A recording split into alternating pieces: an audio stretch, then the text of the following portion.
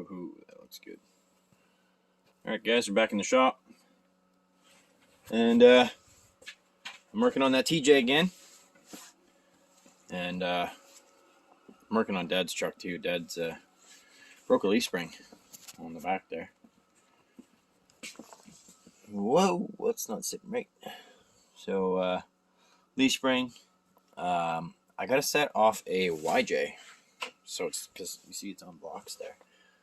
And I'm hoping these YJ ones, I don't know, anyways. I'm just using YJ springs on it. They're like inch and a half longer, and the shackle's different in the back, but I'm just gonna make my own shackles. I'm not worried about that. And yeah, save my old man a couple dollars there and just shove those on. I might even lift it up a little bit. And it's a torsion bar truck, so I could actually lift the front a bit just by changing the torsion bars. Maybe get a set of keys, or I probably don't even need to. I probably could just play with it and do it. Oh wow, they're dry. I gotta get some undercoat on this, but anyways, yeah, mess with that. And of course, we're working on this. Just want to finish this up quick because having major troubles with my truck. I don't know what's going on. I'm a little bit worried. I don't want to say it. I don't want to say what it is. Anyways, I'm a little bit worried about my truck. So I'm going to pull the Supra in. And I'm going to start putting it's in the back corner over there behind that bike. The swap that I took out of my truck.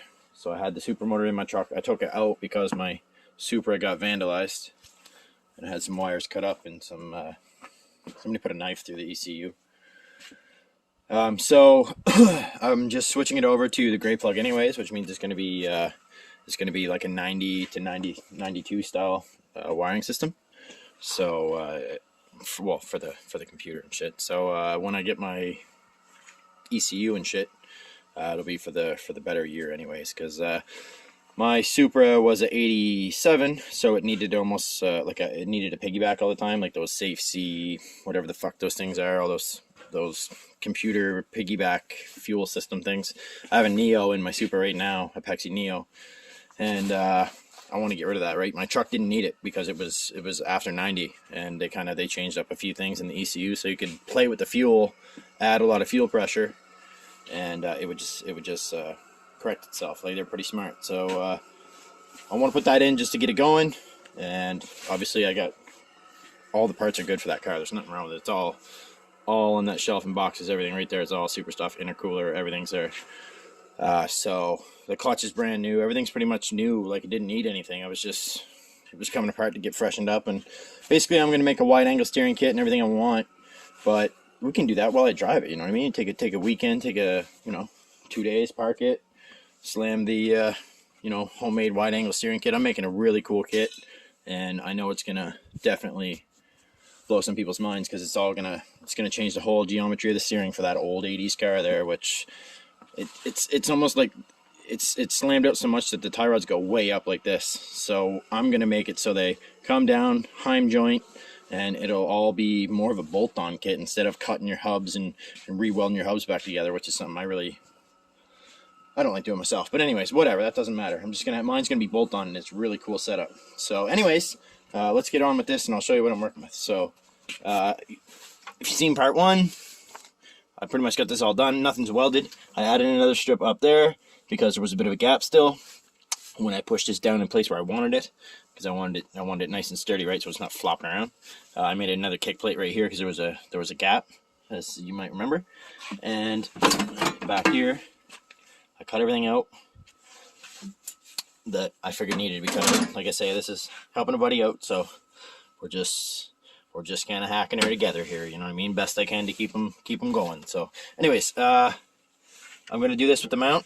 I'm gonna take this height. It's the perfect height. I'm gonna put it in here. I'm gonna weld it right to this roll bar here, and then weld it to the mount down here, and that makes it pretty much the perfect height. See it there? Well, it's gonna be boxed in when I'm done, but then when you come across, this mount will be perfect height with that where it's supposed to be, and straight to the front. So, okay, I made this panel here.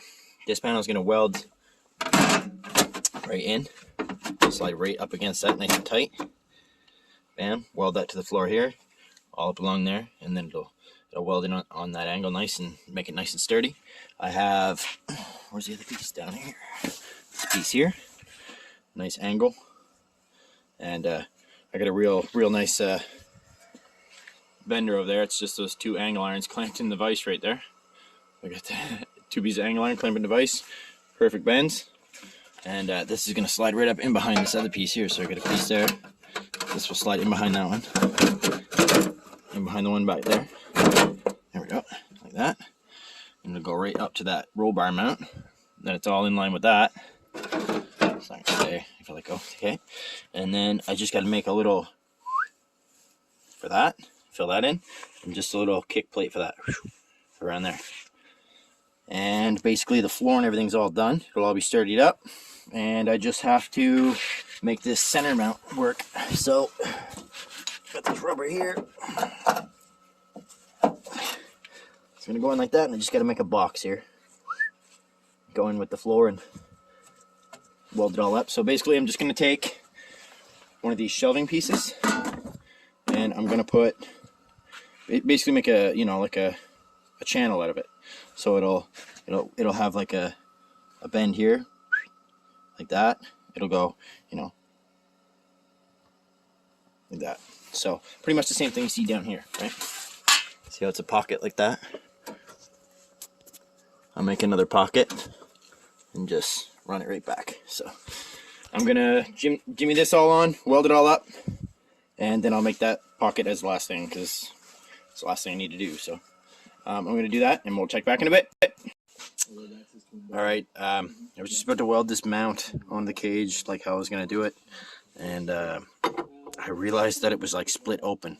The whole seam of the tub was basically opening up, and everything was falling out. So I put this ratchet strap across from bar to bar, cranked it in about half an inch, and it pulled the whole tub all the way, pulled it all back in.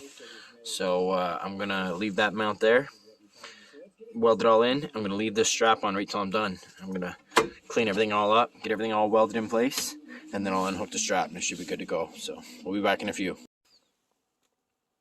All right, I just finished welding this up, and it is very smoky in this garage right now. Anyways, I got her all laid in, patched in, patch on patch on patch. Mount, nice and sturdy. I put this piece of wood there. Anyways, doesn't matter. It was just to hold something for me. Now it's jammed in there.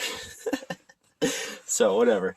I layered that in. I ended up putting that kick plate on the underneath, because it made it so this this piece of steel went in a lot easier, and there's like no give to it, so it's not gonna crinkle and shit when you put your feet on it. So I got her all welded in real good up there, all the way around. They're not the prettiest welds, but they're quick and they're solid. So anyways, it's all the way around on that one, just to keep her nice and sturdy. And I can just show how I made the bottom mounts real quick. So just put that square tube on there, like I said I was going to do, welded it around, and then welded it to the roll bar on the inside, right there. I'll weld it to the roll bar on the back and on the front. And then on this one here, I just kind of put a T-bar, like a bar, and then a big piece of steel underneath, welded to the body, and then another piece of steel, and then I welded it right to the rubber mount. So, and then I hammered that up. I want to put a bunch of seam sealer on all this just to cover it all up, but yeah, it's all sitting at the perfect height now. So, just gonna put some seam sealer on all my seams.